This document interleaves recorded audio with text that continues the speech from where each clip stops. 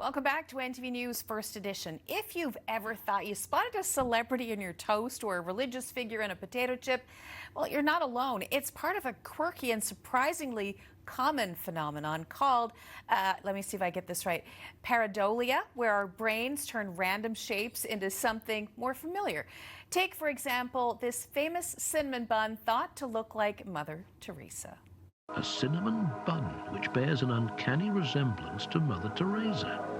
Excited customers are making pilgrimages to the Bunga Java coffee house to see the marvel enshrined in a counter display. Well, to help us understand why this sort of thing happens and what it says about how our minds work, we're joined by Dr. Janine Hubbard for this week's Get Psyched. This is going to be fun this week. Listen, this is why I so enjoy doing this segment. I get to learn new things and cool facts that I wasn't previously aware of. So what is pareidolia? Well, again, it's part of our visual perception system that is really hardwired and happens really quickly. Basically, we are pre-wired to look at random patterns and look for threats. So a face is potentially a threat. Again, you want to know that the lion is out there in the brush taking a look at you. So from an evolutionary perspective, being really good at spotting faces is what helped us survive. But it also speaks to this, like I say, before we've even had a chance to kind of question whether or not that's actually what's happening, our brains leap to that conclusion. So it kind of helps us understand a little bit about ambiguous visual information, but also how we process ambiguous, uncertain information in general, which, has got some applications.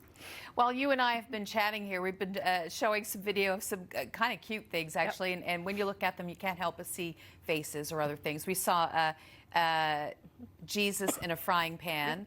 And some people say Blondie, other people say Mother Teresa in a potato chip. We've seen faces in mountains and waterfalls and you name it. So besides enjoying, though, some of these fun pictures, some of these fun videos, why should we care about this? Well, like I say, especially in an age of AI where we are constantly bombarded with questionable visual imagery and we don't know, what should we be taking a look at?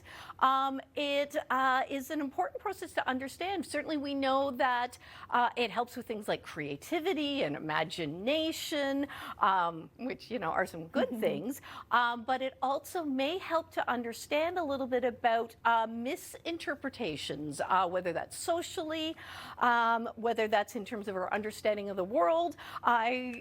Listen, in preparing for this, I could have sworn, because there's lots of animal species that have false eyes as, protection from predators. I could have sworn, having had hands-on, close-up interactions with baby Siberian tigers many, many years ago, that the backs of their ears, when they're little, have what looks like eye markings in the fur. I was wrong. They have high contrast stripes on the back of their ears that occasionally might be interpreted as being eyes. I could have sworn to you that was a known fact, and I had witnessed it myself. So when you look at some of this information, it does kind of help us to kind of think cautiously and carefully about what we're seeing. And people flock to see these things.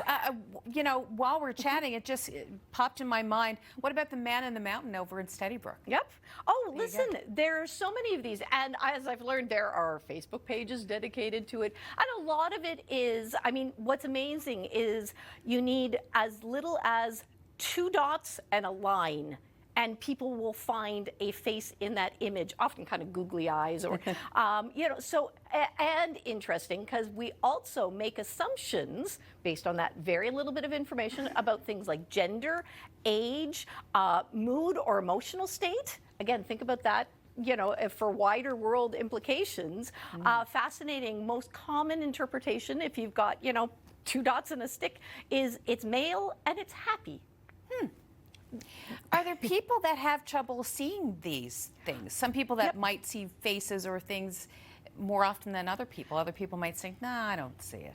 Yeah, and I mean, again, that goes down to like our visual cortex and processing. I mean, but what we do know is it's a really innate, well-ingrained automatic response that, you know, looking for threat, looking for danger. But, and I mean, obviously, this doesn't apply to people who perhaps, you know, are experiencing psychosis and you know, more severe visual hallucinations and things like that. That can also occur. But what's fascinating is this really does seem to be, finding a face, really hardwired in us biologically.